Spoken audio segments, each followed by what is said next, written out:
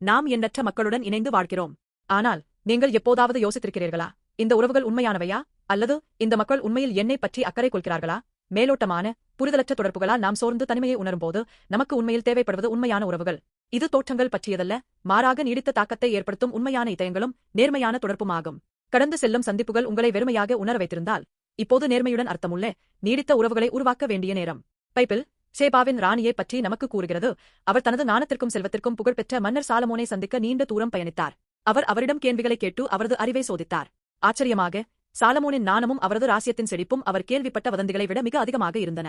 உணர்ச்சி மேலிட அவர் இதயபூர்வமான பாராட்டுடன் கூறினார், நான் கேள்விப்பட்ட செய்திகள் கதையின் பாதியை கூட சொல்லவில்லை.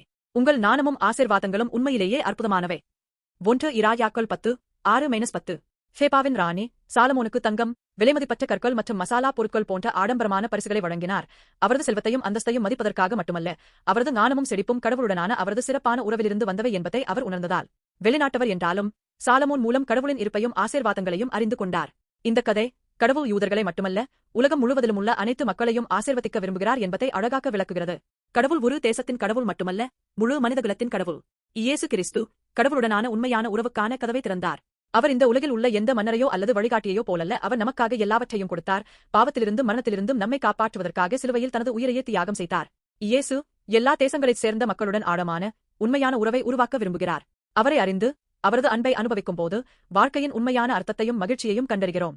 இயேசுவுடனான உறவு மதச் சடங்குகளைப் பற்றியது அல்ல, இது நம்மை நிபந்தனையற்று நேசிக்கும், நமக்காக எல்லாவற்றையும் கொடுத்தவருடனான ஆழமான தொடர்பு. நீங்கள் இப்போது எப்படிப்பட்ட உறவுகளில் வாழ்கிறீர்கள்? மேலோட்டமான தொடர்புகளால் நீங்கள் கொலைத்துப் போயிருக்கிறீர்களா?